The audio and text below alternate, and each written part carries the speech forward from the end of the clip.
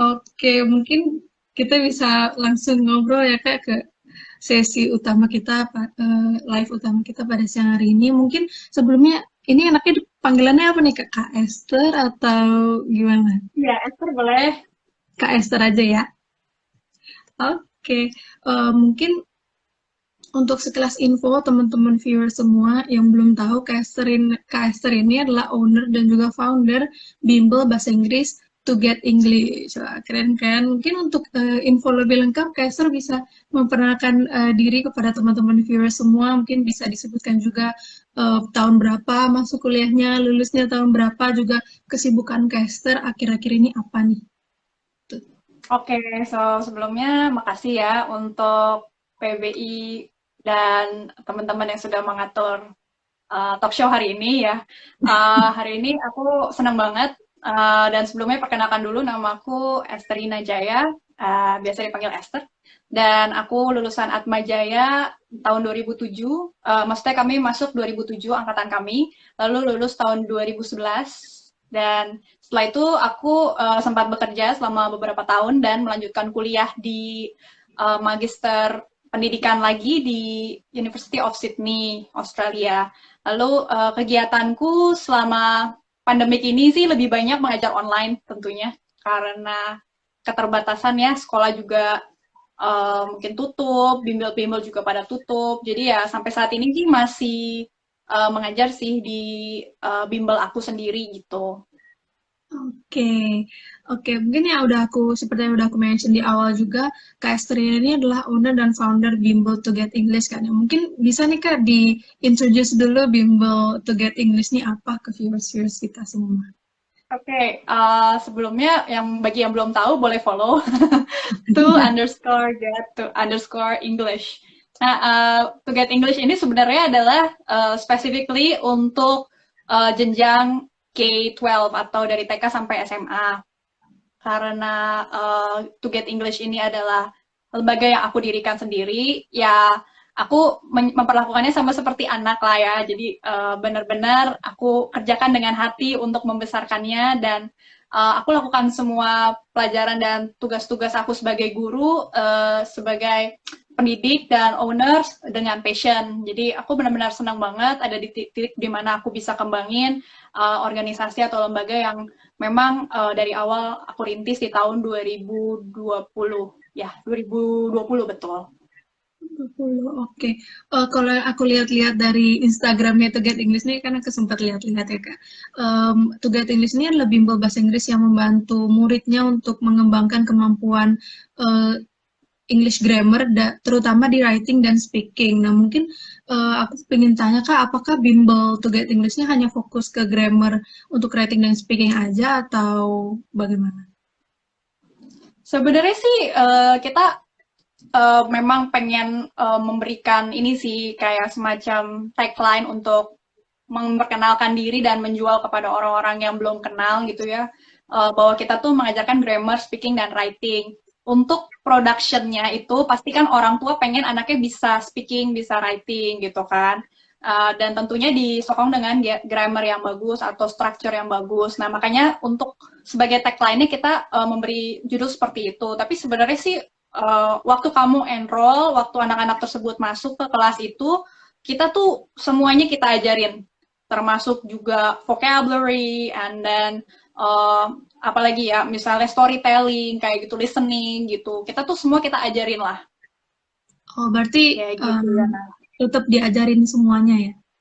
Ya, Oke, mungkin lalu apa aja nih Kak yang Kakak lakukan dan kerjakan di bimbel yang Kakak buat atau Kakak kembangkan saat ini?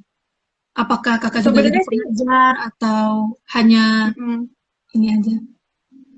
sebenarnya sih karena ini masih kecil banget ya singkopnya, jadi saya sendiri mengerjakan A sampai Z dari mulai uh, marketing, dari mulai marketing, terus ngajar anak-anak, terus juga sebagian ada yang diajar oleh rekan saya, dan juga sampai ke billing invoice gitu-gitu. Kita kerjain semuanya.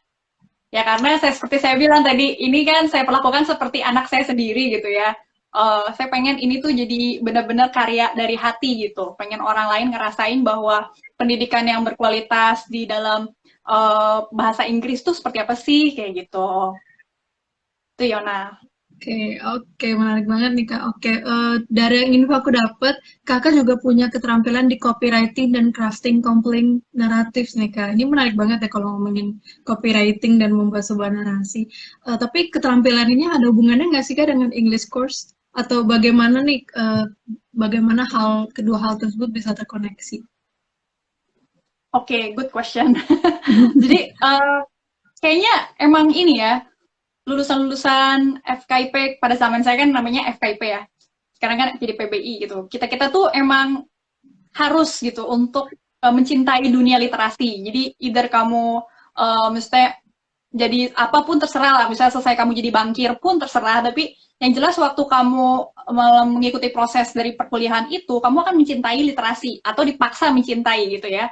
Jadi maksud saya adalah ketika proses itu berjalan, membuat saya menjadi menyenangi baca buku seperti itu, dan terus akhirnya saya berkembang menjadi orang yang suka membuat tagline gitu ya, membantu teman saya promosiin barang, dan yang paling sering saya lakukan pada saat itu adalah membantu usaha kecil-kecilan keluarga gitu. Jadi mereka waktu itu kan graphic design, jadi saya bantuin gitu copywriting dalam hal email, dalam hal membuat website seperti itu. Jadi latihan di situ. Dan akhirnya ya saya sampai di titik oh ya saya pengen bikin gitu apa Instagramnya To Get English gitu untuk ngebuat publikasinya tuh lebih gong lah gitu ibaratnya. Kayak gitu sih, Yona. Oke, mungkin di antara teman-teman viewers dan aku juga jujur belum terlalu mengerti apa sih copywriting itu, kan mungkin bisa jelaskan lagi, dan kegunaan skill copywriting ini apa? Oke, copywriting itu sendiri adalah mengcrafting atau membuat tulisan yang sifatnya adalah bisa promosional, bisa sifatnya educational, dan untuk memperkenalkan atau untuk membuat suatu produk menjadi diketahui oleh orang lain, produk atau jasa. Kayak gitu. Jadi, sorry, pertanyaan kedua apa ya tadi? Kegunaan. Kegunaannya ya, oke. Kegunaannya sendiri sih sebenarnya beragam banget ya, Yona. Terutama di era digitalisasi seperti sekarang, orang tuh nggak bisa sering-sering traveling kan ke luar negeri atau keluar kota. Jadi kita tuh butuh yang namanya sosial media. Siapa sih yang nggak tahu TikTok? Siapa sih yang nggak tahu Instagram gitu kan?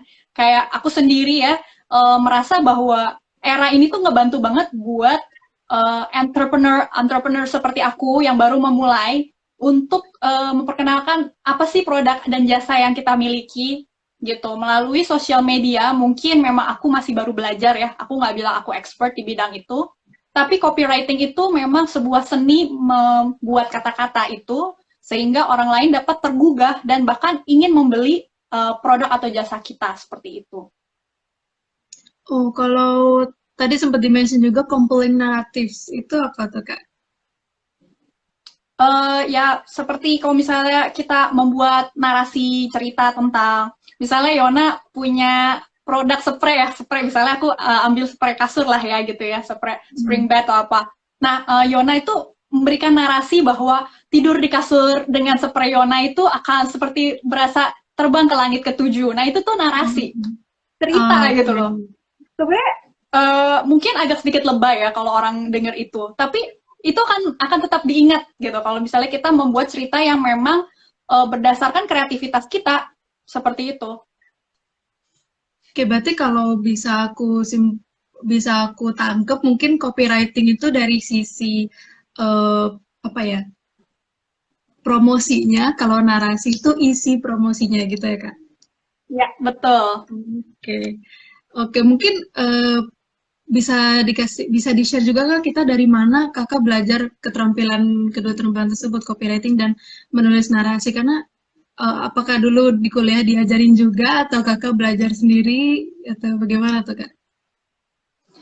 Sebenarnya sih banyak materi yang dikasih oleh dosen-dosen yang membantu saya untuk mencintai dunia literasi. Seperti balik lagi, orang-orang yang masuk ke FKIP itu seperti dipaksa untuk mengenal buku-buku baru yang mereka sebelumnya belum kenal.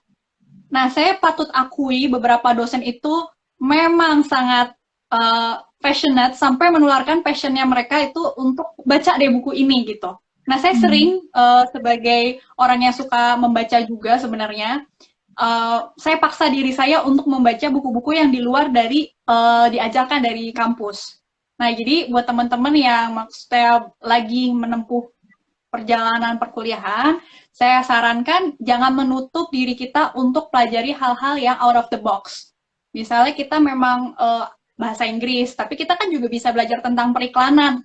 Nah, ini ada satu buku bagus nih, aku bukannya promosi ya, tapi aku lagi lagi baca. Apa tuh, Kak? Buku ini bagus banget nih, gitu. Ini di luar dari apa ya, kebiasaan membaca aku gitu. Tapi ini buku judulnya The Design Thinking Playbook. Jadi ini tentang desain grafis sebenarnya gitu. Jadi dari situ tuh aku sering melihat gitu sisi lain dari sebuah marketing atau ya apapun yang kita mau pelajari itu kadang kita bisa temukan dimanapun gitu. Oke, tuh teman-teman udah direkomendasi ini sama Kaiser nih. Bisa ditaruh di bawah ternyata. Boleh, boleh. Mungkin kita bisa back ngomongin ini ya Kak, bimbel Kakak to get English nih. Ini awal mulanya nih didirikannya kapan sih Kak? Dan idenya dari siapa gitu? Oke, didirikannya ya, awal mulanya itu sebenarnya accidentally. Karena gini, ada beberapa orang yang dulu pernah kerja sama aku dan mereka kontak aku gitu, bilang, Miss, boleh nggak anak saya tetap diajar sama Miss, walaupun dia udah beda sekolah, kayak gitu. Terus pada saat itu saya masih mengajar di salah satu sekolah swasta ya. Terus saya bilang, oh ya udah, why not gitu, karena weekend juga tentunya pagi kan kosong gitu ya. Udah saya kasih waktu saya untuk ngajar beberapa murid. Nah dari situ berkembang tuh murid-muridnya udah lumayan banyak gitu. Nah dari situ ya udah saya putuskan ya udahlah saya berhenti kerja gitu kan. Saya berhenti kerja because of one or two reasons yang kita bisa, maksudnya waktu pandemi itu gimana-gimana. Jadi ya udah akhirnya kita stop kerja dan tetap akhirnya saya jalanin passion saya di ngajar melalui To Get English ini gitu. Oke. Itu di tahun 2020 sih. Oke. Lalu bagaimana nih Kak mengembangkan apa ya? Bisa dibilang bisnis lah ya, bisnis dan ya gimana cara Kakak mengembangkan bimbel To Get English ini Kak di masa-masa pandemi seperti sekarang? Oke, sebenarnya sih aku bisa bagi dua ya. Yang pertama itu dari akunya sendiri dan yang kedua itu dari klien aku gitu ya.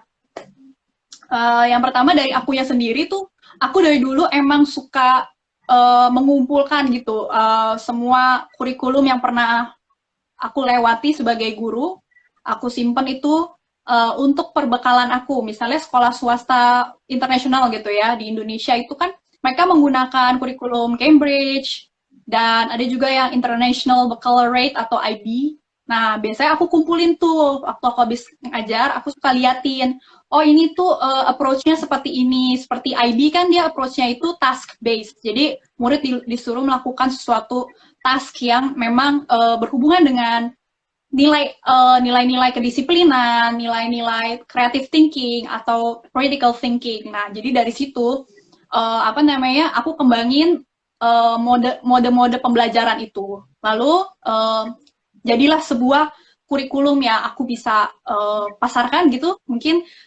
Terus yang kedua, dari segi klien atau orang tua murid itu mereka biasanya datang ke aku karena mereka sudah percaya dengan metode aku gitu, dan mereka tuh suka ada di ini aku, misalnya WhatsApp story aku, mereka suka lihat gitu kalau aku ngajar si A si B gitu. And then they became like interested, they come to me and then they contacted me. And then berdirilah gitu To Get English. Berarti ini juga ya, tidak mudah juga ya untuk memasarkan kayak gitu ya, kayak memasarkan satu. Iya, sebenarnya perjalanan itu panjang banget gitu. Jadi kalau misalnya kata Tulus kan perjalanan membawaku gitu. Tapi ya kan? Jadi nggak waktu kuliah? Kenapa? diajarin nggak waktu kuliah, Kak? Ada nggak kayak mungkin sedikit-sedikit membangun bisnis seperti itu? Sebenarnya waktu S2 sih ada ya. Karena di Oh, S2 itu aku belajar lebih tentang manajemen dan leadership itu. Jadi diajarkan untuk bagaimana kita memberikan atau membuat membuat kontak manajemen untuk inilah pemasaran kayak gitu. Tapi itu sedikit banget lah gitu. Jadi lebih banyak hmm, kayak otodidak atau belajar sendiri gitu. belajar dari pengalaman ya kayak. Iya benar. Pengalaman adalah guru terbaik gitu sih. Iya benar. Berarti kalau yang waktu kuliah di PBI dulu lebih ke ini ya, bagaimana cara mengajar dan mungkin mempersiapkan materi, em, gimana cara mengajar yang asik, mungkin seperti itu ya, Kak? Iya betul. Dan jangan lupa juga pada saat di PBI itu juga banyak dosen-dosen yang memberikan contoh atau role model tentang ini, tentang bagaimana kita membangun relasi atau networking. Jadi itu penting banget. Jadi guru dosen-dosen itu selalu bilang, kalian tuh harus jaga nama baik. Karena nama baik itu lebih berharga daripada emas. Jadi kalau misalnya kita punya duit banyak pun, kalau misalnya nama baik kita udah jelek, itu nggak akan bisa untuk orang lain percaya lagi gitu. Jadi apa namanya, kita tuh harus, meskipun kita sederhana ya, dalam artian saya tuh bukan punya bimbel yang gede, tapi saya percaya bahwa orang mau datang ke saya karena mereka tahu anaknya bakalan dididik gitu. Betul, betul. Setuju, Kak. Berarti To Get English ini masih online atau ada Ada em, yang udah kantornya? visit home sih, udah home visit, udah masih ada. Udah Oh, ada tapi yang home visit masih ada. oh, tapi untuk sekarang masih daring kah atau sudah face to face? Jadi saya tawarkan sih opsinya. Jadi udah dari awal Oh, tuh saya selalu tawarkan. Tapi mostly daring sih, kayak masih online daring. gitu. Oke, oke, menarik ya. Berarti masih 50-50. Oke. Em, dari info yang saya dapat juga pekerjaan yang kakak tekuni sekarang itu ada di handling karyawan dan mempromosikan produk-produk ke berbagai platform termasuk YouTube dan Instagram. Mungkin bisa dikasih tahu ke produk apa aja nih yang kakak promosikan? Ya itu apa namanya, bimbingan belajar IELTS gitu sama Oke. TOEFL. Karena aku juga sebenarnya kan punya background tuh agak diverse ya. Jadi apa namanya, aku bisa ngajar anak-anak juga, tapi juga persiapan kuliah itu biasanya aku pasarin lewat online juga gitu, kayak YouTube gitu. So far sih aku memang kurang konsisten ya di YouTube. Mungkin emang itu kelemahan aku sih, nggak bisa megang semuanya langsung gitu. Iya. Tapi I'm trying to be more consistent in video taping and editing video for my YouTube because it's very effective when it comes to promotional matter. Berarti bisa disebut content creator belum nih, Kak? Well, ya kalau viewersnya baru 1.000 atau 2.000 kayaknya belum deh. Aku belum bisa nyebut kayak gitu kayak nantilah, masih jauh dari 1 juta gitu. Nggak apa-apa, Kak. Nggak usah nunggu 1 juta dulu. Yang penting ada Ya, boleh ada lah. inputnya gitu kan. Oke. Oh, untuk handling review produk sendiri nih bagaimana ya, Kak?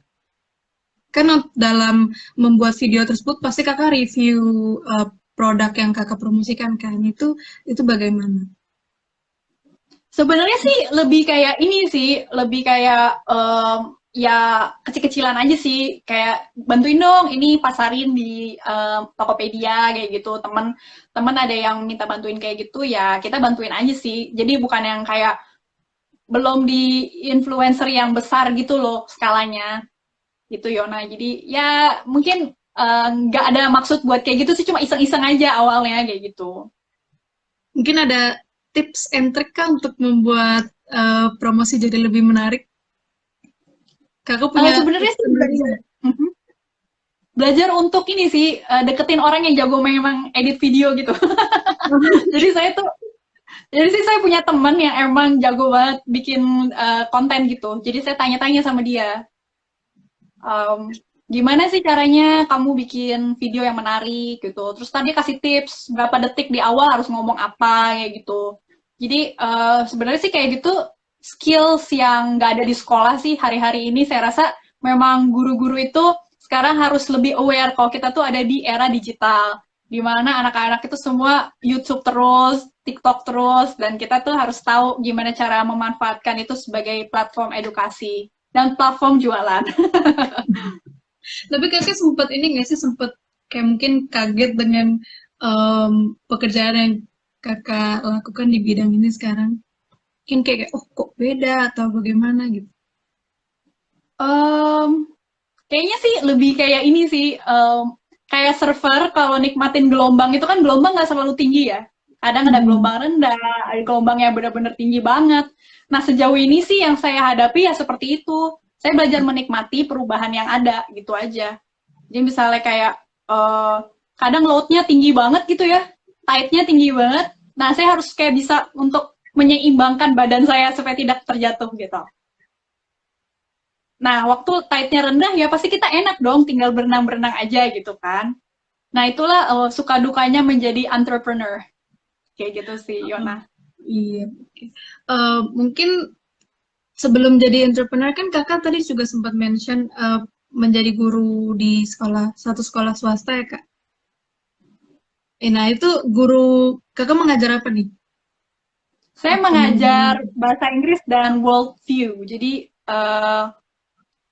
Jadi guru-guru bahasa Inggris di situ sih semuanya bule, kecuali saya gitu. Karena saya lulusan dari Sydney, jadi mereka kayak give me more trust untuk mengajar bahasa Inggris.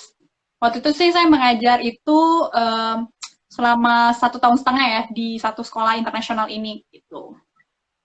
Worldview itu tadi apa itu? Itu mata pelajaran apa itu Worldview kak? itu eh gini ya, kalau misalnya di Cambridge sendiri tuh ada satu mata pelajaran namanya worldview. Sifatnya ini sih kayak mengajarkan filosofi filosofi secara luas. Jadi apa itu belief, mungkin kepercayaan tentang epistemologi. Kalau Yona tahu epistemologi itu adalah knowing about knowing. Jadi knowledge about knowing. Jadi kita belajar tentang asal muasal sebuah kejadian itu terjadi dan kenapa itu kejadian seperti itu. Jadi Oh, filosofi filosofi secara iya. umum. Oh, oke, oke. Iya. Itu bagaimana tuh kak awalnya kakak menjadi seorang guru dan terjun ke dunia perguruan itu awalnya gimana kak? Gini loh, my family has always been teaching gitu. My mom was a teacher also, and then my dad, he is a preacher, dia pendeta juga. Jadi dia mengajar di jemaat gitu ya. Jadi kalau misalnya ditarik garis benang merahnya ya karena saya lihat mungkin dari orang tua saya tuh semuanya emang suka ngajar gitu, suka sharing ilmu. Jadi saya lihat kayak menarik aja gitu kalau bisa mengajar sesuatu yang sifatnya emang menantang ya, epistemologi, worldview itu kan sesuatu yang nggak umum gitu. Apalagi kalau Hmm. kita lihat ya, maaf kata bisa orang Indonesia tuh paling nggak suka baca loh. Kita tuh agak-agak harus maksain gitu anak-anak kita untuk baca. Ayo dong baca dong buku ini. Dan kadang mereka cuma lihat di Google aja gitu summary sinopsisnya dari buku itu. Nah, which is kadang-kadang tuh kita nggak dalam ngobrolinnya karena mereka belum ngerti gitu, Yona. Kan kalau kita Oh, baca beda ya sama lihat hmm. summary-nya di mana namanya di Google gitu. Berarti udah ini ya kak, dari backgroundnya udah mungkin papa mama orang tua guru jadi ikutan gitu mungkin. Iya, kayaknya Oke. sih gitu deh. Secara tidak sadar gitu ya, kayak anak itu Iya. kan terstimulasi dari pengalaman yang dia lihat gitu mungkin. Iya. Kalau menurutku sih emang awalnya seperti itu. Tapi seru nggak kak jadi guru? Seru banget, makanya aku belum pensiun jadi guru. masih masih Masih. pengen ngajar kan gitu. Oke. Iya tadi pertanyaanku, apakah menjadi seorang guru itu cita-cita kakak dari kecil? Mungkin ngelihat background kedua orang tua yang mungkin suka mengajar atau memang profesinya mengajar, bikin kakak udah mantep gitu dari kecil kayak, ah, juga pengen jadi guru gitu. Atau itu keinginan tersebut mungkin berkembang seiring progres kakak masuk PBI juga dan lain itu bagaimana kak? Iya sebenarnya sih awal-awal sih aku pengen banget jadi musisi ya di kelas, mungkin kelas 7 lah ya. Kelas 7 Iya. kelas 8 gitu. Aku udah punya niat tuh bener-bener kuat banget pengen sekolah musik gitu. Dan akhirnya orang tuaku kok kirim aku ke kayak salah satu sekolah musik di Jakarta gitu, dan aku dapet komunitas yang memang asik banget di situ. Tapi pas lulus SMA, ya seperti biasalah kita ngobrol sama orang tua gitu. Gimana ya, saya mau kuliah musik nih, bla bla bla bla. Nah, pada saat itu ada satu universitas yang mahal banget lah gitu. Saya pengen gitu masuk ke situ. Karena itu bergengsi, dan rata-rata anak-anak lulusan situ tuh emang beneran jadi musisi. Salah satunya di Rasugandi, terus juga ada beberapa musisi-musisi yang main di Java Jazz kayak gitu. Nah, akhirnya singkat cerita nggak boleh masuk ke situ karena keterbatasan ekonomi, ya have to admit ya, karena papa saya cuma seorang pendeta gitu kan, jadi ya we had limited amount of money, so I had to decide something else. Ya akhirnya ada yang menawarkan saya untuk jadi guru. Ya udah, di salah satu kejadian saya dapat beasiswa, diterima beasiswa sebagai calon pendidik di sekolah itu, asalkan saya mau ngambil S1 di Atmajaya. Ya udah akhirnya saya ambil lah gitu. Dengan Hmm. mungkin habis menangis 5-4 hari gitu ya, saya habis itu ya udah I decided to just go with it gitu. Nah, itulah pengalaman saya gitu, Yona. Agak-agak ini ya, agak-agak sedikit terpaksa gitu ya. Tapi akhirnya menikmati juga. Tapi kalau waktu kakak jadi guru tuh bagaimana sih kak guru itu? Apakah guru itu mengajar aja? Mungkin teman-teman viewers juga ada yang pengen tahu lebih dalam guru as a profession. Apakah guru itu hanya mengajar saja atau harus ada apa-apanya gitu kak?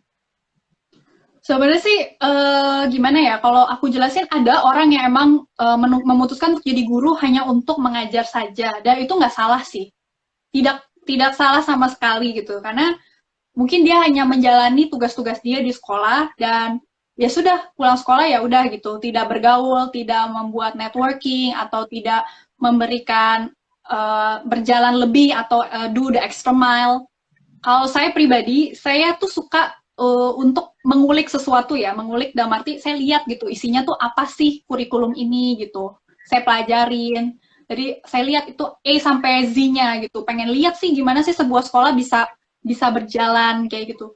Dan seringkali saya juga dapat tugas untuk keperluan akreditasi, Yona. Waktu itu saya sempat diminta untuk menyiapkan presentasi akreditasi untuk lembaga WASC. WASC itu lembaga internasional untuk mengakreditasi sekolah internasional gitu. I didn't mind gitu. Back then ya, I didn't mind doing that. So ya jadi lumayan lah, lumayan dapat tugas tambahan selain ngajar. Jadi kesimpulannya nggak melulu ngajar ya kak. Ada hal lain yang Nggak bisa perlu. dilakukan selain mengajar Betul. jadi guru gitu ya kak. Oke, mungkin apa yang membuat apa misalnya menurut kakak apa yang menarik ketika menjadi seorang guru? Um, yang menarik ya salah satunya bisa ini ya, bisa sharing ilmu gitu ya. Jadi orang yang selalu sharing ilmu itu pasti tidak pernah berhenti belajar sih, Yona. Trust me, karena kalau apa yang kamu sharing adalah pepesan kosong, anak-anak murid itu tuh they know. Ya, Betul. ya kita tuh nggak bisa sharing sesuatu yang sifatnya kita nggak pernah pelajari dulu. Pasti kita harus belajar dulu. Dan itulah yang membuat kita muda, karena kita tidak pernah berhenti belajar. Lihat deh dosen-dosen kamu sekarang, Miss Nila atau Mem Nila, itu she's like so young gitu loh. Meskipun dengan umurnya yang Betul. senior ya, tapi dia tuh nggak pernah berhenti belajar. Dan Miss Mem Nila masih di situ nggak sih, Masih, by the way? masih, masih Kak, masih. Masih kan? Like, Masih. she's so kind-hearted, she's like a self, like kind of learner gitu loh, selalu belajar terus gitu. Jadi Betul, ya betul. itulah. Asiknya itu adalah kita nggak pernah jadi tua, Yona. Karena Gitu. belajar terus ya. Iya, betul. Tapi pasti ada lah kesulitan saat mengajar nih. Yang kak, menurut pengalaman kakak kesulitan apa aja nih yang kakak temui waktu menjadi seorang pengajar atau menjadi seorang guru? Oke, salah satu kesulitan ya yang paling aku harus akui adalah menghadapi anak-anak yang menghadapi anak-anak Yes Ma'am Nila tuh, ada yang bilang Yes Ma'am Nila, oke. Oke. Terus menghadapi anak-anak yang notabene itu sekarang mereka nggak suka diajar gitu, mereka lebih suka ngelihat screen gitu. Jadi bagaimana menumbuhkan kecintaan mereka akan belajar sendiri, karena pembelajaran dan ajaran itu yang akan membuat pikiran mereka berubah. Sekarang siapa yang bisa pastikan mereka nonton TikTok selama 4 jam itu mereka akan berubah menjadi manusia yang lebih baik, akan menjadi orang yang lebih disiplin? Itu kan nggak ada jaminan kan, malah lebih kayak downgrading gitu kalau misalnya kita selalu melihat media gitu. Nah, sedangkan kalau sekolah itu kan bertugas untuk mendidik, membuat mereka menjadi manusia yang lebih berakhlak, lebih baik. Nah, itu harus ditumbuhkan kecintaan akan belajar itu. Nah, makanya guru tuh perannya penting banget. Guru tuh seperti tombak dalam peperangan. Jadi dia tuh kalau kita nggak punya senjata lain, kita punya tombak gitu ya. Itu tombak satu-satunya, guru itu. Ya dengan cara kita membuat pembelajarannya fun, anak-anak itu akan mencintai pembelajaran itu. Dan juga guru harus tahu bagaimana mengatur emosi. Nah itu ya susah juga sih. Karena anak-anak itu kan cenderung mereka nggak bisa menghargai kita sekarang. Karena dianggapnya ya Google knows better than you. Google knows better than anyone else gitu loh. Jadi kita harus ajarin bahwa even though I have limited knowledge compared to Google, tapi aku tuh bisa memberikan kamu sesuatu yang lebih berharga, itu nilai-nilai kehidupan yang tidak ditawarkan oleh digital platform. Oke, berarti cara kamu untuk overcome problem yang seperti itu membuat pembelajaran lebih menarik dan menyisipkan life lesson yang nggak ada di Google gitu ya, Kak? True, ya. Oke. Oh ya, Kakak mengajar untuk kelas berapa nih waktu menjadi guru waktu itu? Waktu itu aku mengajar kelas 7 sampai 12. Oh, kelas 7 sampai 12. Oke. Mungkin apa nih Kak benefit yang Kakak dapatkan dari pekerjaan yang Kakak tekuni sekarang? Mungkin sekarang fokusnya lagi di ini ya Kak, bimbel to get English kan ya. Mungkin apa nih Kak benefit yang Kakak dapatkan? Benefitnya ya salah satunya ini loh, lebih ini di satu titik di mana aku belajar untuk lebih disiplin terhadap time management, tetapkan prioritas setiap hari dengan tepat. Karena kalau tidak menetapkan prioritas, I have no boss. Bosnya itu diriku sendiri gitu. Jadi kayak kalau misalnya aku nggak disiplin untuk lakuin itu, ya kerugiannya akan aku alami sendiri seperti itu. Terus yang kedua ya tentunya secara economically pasti kita akan bertumbuh kalau kita rajin kayak gitu. Berarti benefitnya mungkin lebih disiplin dan lebih bisa memanage waktu gitu ya Kak? Betul. Oke, mungkin menurut Kakak nih, Kakak kan salah satu lulusan PBI Atmajaya kan ya. Mungkin apa nih Kak yang membantu Kakak pekerjaan Kakak saat ini? Maksudnya bagaimana PBI membantu Kakak untuk melakukan pekerjaan Kakak saat ini? Oke, jadi PBI itu telah memperlengkapi saya dalam hal critical thinking. Critical thinking yang mana kita pasti butuhkan untuk menyelesaikan setiap masalah dalam hidup kita. Jadi masalah itu ranging from hal yang kecil sampai hal yang besar, ya kita harus pikirkan apakah ini hal yang kita selesaikan ini logis atau tidak melalui cara seperti tersebut. Misalnya contoh lah, misalnya kayak kita mau promosi itu kan bisa lewat influencer itu kita harus bayar sekian rupiah ya. Nah itu kan besar sekali. Untuk sekarang saya belum mampu lah untuk bayar influencer kayak gitu.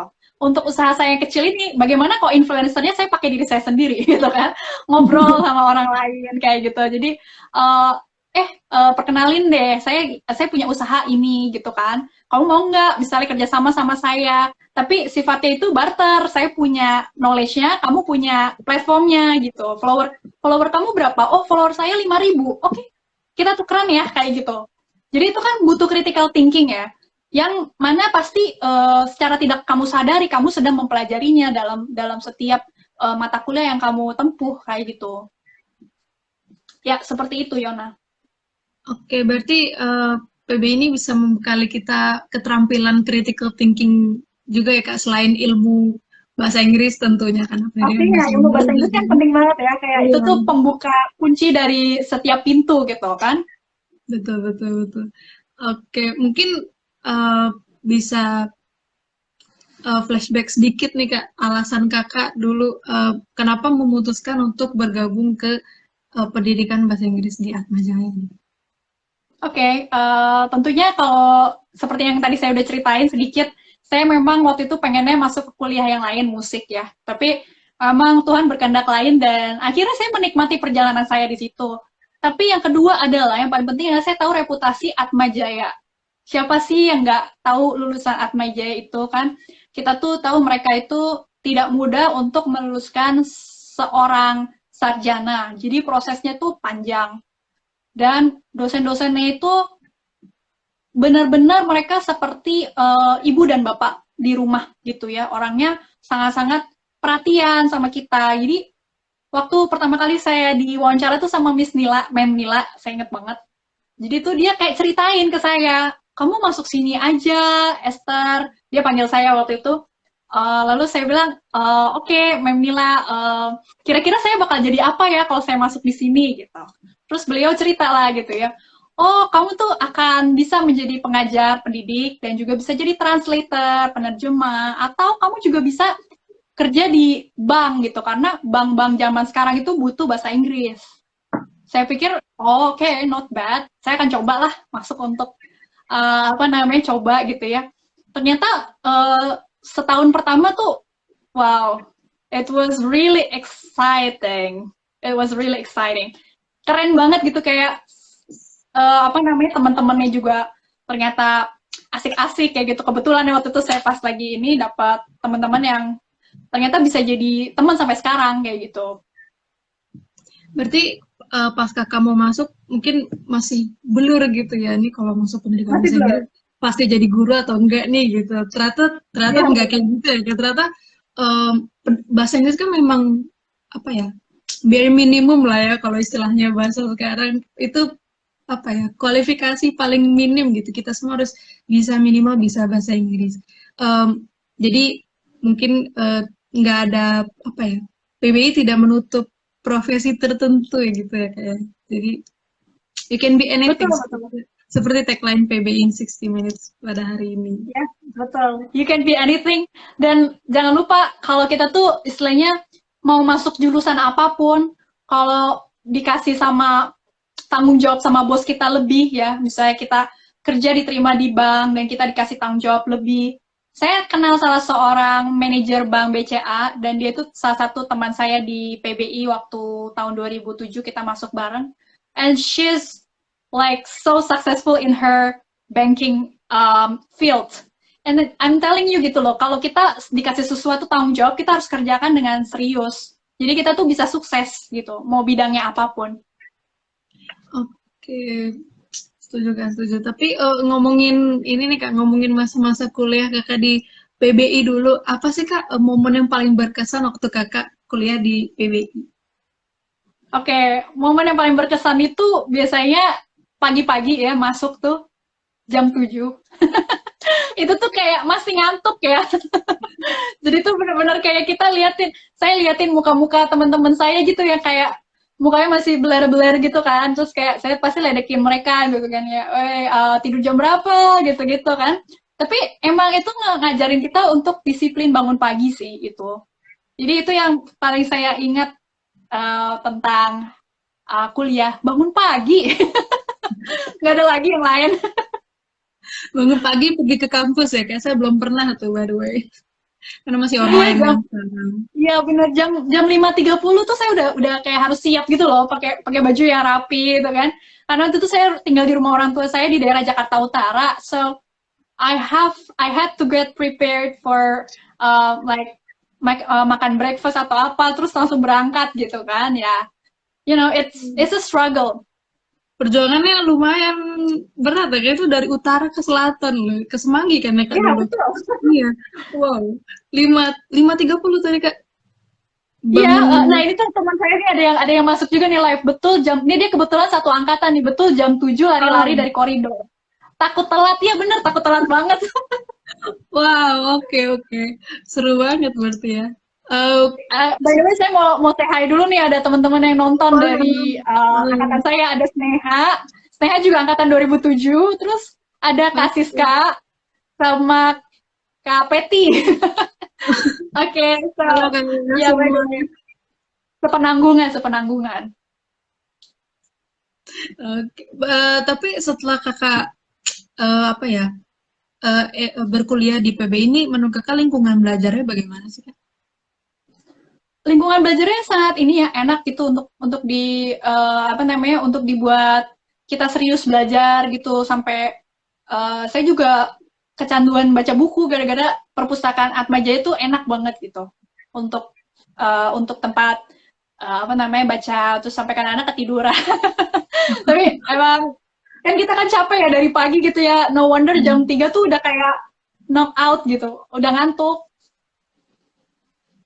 Oke, berarti ini ya Kak, mendukung banget ya situasi apa Iya, lingkungan betul. belajarnya di PBI. Tadi kan kita juga ada sempat ngobrol nih Kak, kalau bahasa Inggris ini penting banget. Menurut Kakak, berdasarkan pengalaman Kakak juga ya, apa sih apa keuntungan yang bisa kita dapetin kalau kita mendalami bahasa Inggris? Terus udah ada yang komen risol koperasi. Wah, ini asik banget. Ya, by the way, Yona, mendalami bahasa Inggris itu akan membuat kita mampu untuk membaca setiap literatur di bidang manapun, karena kita tahu kan lebih dari 60% hasil dari pencarian Google itu akan dibuat dalam bahasa Inggris kan, atau telah dibuat dalam bahasa Inggris.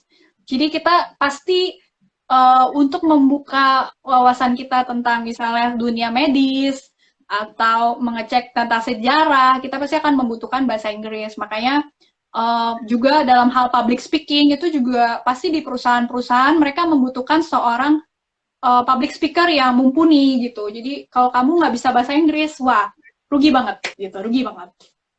Iya betul. Kalau di PBI kan juga ada tuh Kak mata kuliah public speaking seperti itu dan bagaimana cara mengajar bahasa Inggris dan lain-lain. Kalau menurut kakak, apa sih mungkin dosen atau mata kuliah apa yang paling apa ya paling membekas diingatan gitu sampai sekarang masih inget banget itu siapa dan apa kak? Oke, karena aku suka baca, jadi sekali lagi aku balik lagi ke dosen reading aku. Namanya Memang. Memrina. Oh oke, Memrina. Oke. Itu mungkin udah nggak ngajar lagi ya. Masih ngajar nggak ya? Kayaknya udah enggak ya. Saya belum pernah ketemu sih, belum pernah Belum pernah diajak. ketemu ya. Memrina itu, she's a kind person, like very sabar banget gitu sama kita gitu tentang bagaimana cara membaca yang benar dan menjawab pertanyaan dari reading comprehension gitu. Jadi itu saya sangat tertarik sama pelajaran reading dia. Nah, sampai reading 1, reading 2, reading 3 sampai academic reading tuh saya diajar dia semua. Hmm. Jadi benar-benar apa ya, terkesan gitu. Dan ini dosen ini emang selalu cerita tentang pengalaman hidup ya. Jadi saya tuh ngerasa bahwa dia bukan cuma sekedar mengajar, karena dia pernah tinggal di Amerika. Jadi saya tuh terinspirasi untuk pengen pergi ke luar negeri juga gitu. Pada saat itu saya belum pernah menginjakan kaki ke negara barat ya, seperti Amerika atau Inggris atau ke Australia. Jadi saya pada saat itu kayak pengen, ada timbul keinginan, sampai akhirnya Tuhan kasih saya pergi ke Australia dan ke Inggris setelah Hmm. lepas lulus gitu. Berarti Memrina ini menginspirasi kakak untuk apa ya mungkin eh, menginspirasi untuk jadi keluar untuk bisa keluar negeri untuk menjadi keluar untuk keluar negeri kan mungkin eh, apa ya ada sesuatu yang harus digapai jadi membuat kakak lebih semangat lagi gitu ya kak. Betul, dan tentunya ada banyak lagi dosen yang lain seperti Mem Lucy itu berjasa banget, sama Mem Nila itu berjasa sekali tuh. Mereka ini yang saya kenal ya sebagai dosen yang nggak pernah marah gitu, meskipun kita apa membuat kesalahan yang bodoh gitu ya. Buat dia tuh ya kesalahan itu memang harus dibuat.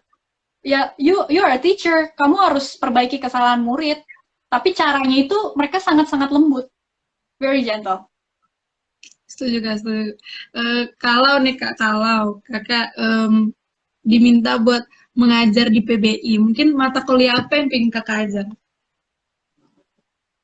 Saya nggak tahu yang mata kuliah apa yang sekarang sudah dirancang atau yang sedang dirancang untuk semester depan. Tapi yang jelas kalau ada mata kuliah yang sifatnya academic English atau sifatnya entrepreneurial atau bisnis atau wirausaha, I mean like I'm down.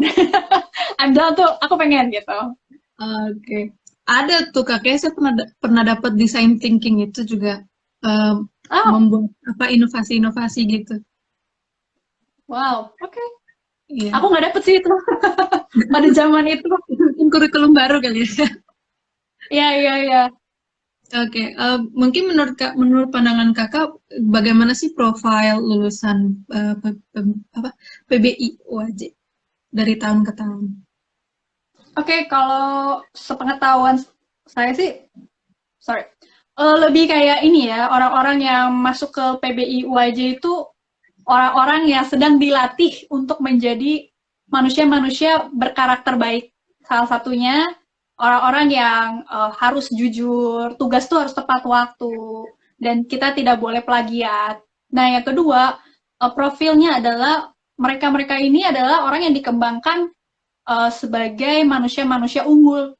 Jadi kita tuh sedang dikembangkan menjadi manusia unggul.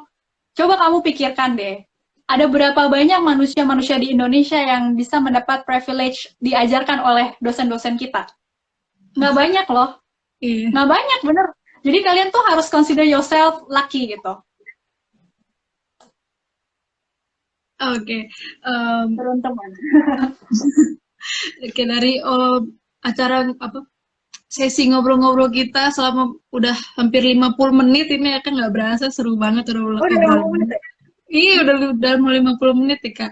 Mungkin last but not least nih Kak. Mungkin Kak Esther bisa kasih apa ya pesan dan saran. Mungkin pesan untuk mahasiswa PBI Atmajaya yang sekarang sedang belajar untuk yang akan memasuki dunia kerja dan ingin melanjutkan profesinya seperti Kakak. Ya mungkin pesannya dulu Kak, nanti sarannya setelah pesan. Mungkin pesan dari Kakak apa nih? Pesannya tetap rendah hati, tetap mau belajar, karena kita tuh hidup di dalam exciting times, di dalam suatu era yang sangat berubah dengan cepat. Jadi, Oke. don't stop learning gitu. Jadi, kita harus tetap belajar dan ambillah setiap kesempatan yang kamu dapat di dalam kehidupanmu untuk berkarya. Jangan jangan takut untuk kayak gagal juga, seperti itu. Oke, jangan takut gagal dan mengambil setiap opportunity yang di depan mata karena opportunity nggak akan datang dua kali ya Kak. Betul. Ya, betul. Untuk kemudian untuk sarannya nih Kak, saran untuk mungkin teman-teman viewers yang masih sekarang di bangku SMA dan atau calon mahasiswa yang mungkin masih ragu nih untuk masuk ke PBI, mungkin ada sarannya Kak menurut pengalaman Kakak? Oke, sarannya kalian harus masuk PBI sih, karena kalau kalian masih bingung gitu ya tentang jurusan apa, ataupun kalian pikir bahasa Inggris, semua orang udah bisa lah, atau les aja deh gitu kan. Betul, Beda men gitu, beda. betul. Beda loh gitu kan.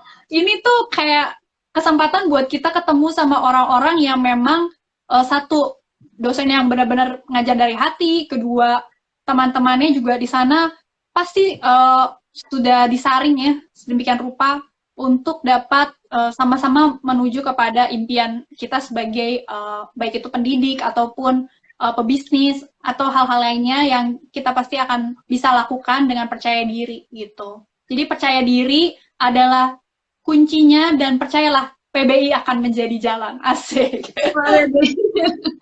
Oke, ini kita sudah di penghujung apa ya sesi obrol-obrol PBI 60 Minutes kita pada siang hari ini. Aku mau ngucapin once again thank you so much untuk Kak Esther sudah meluangkan waktunya bergabung di PBI 60 Minutes ini. Terima kasih juga pada Thanks for having me. teman-teman.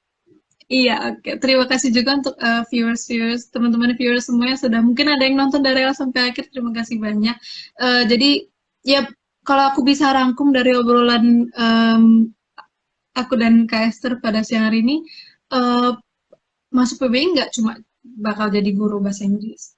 Buktinya Kak Esther bisa menjadi entrepreneur juga ya kan, mengembangkan bimbel yang Kak Esther bangun yaitu To Get English. Jadi ya untuk teman-teman yang masih ragu masuk PBI, jadi kayak what's you waiting for gitu. Ayo masuk PBI dan nggak apa ya, tidak menutup untuk hanya beberapa profesi saja gitu. Oke, mungkin sekian untuk live pada siang hari ini PBI 60 Minutes, it can be anything. Thank you so much Kak. Thank you, Thank you dadah. semua teman-teman.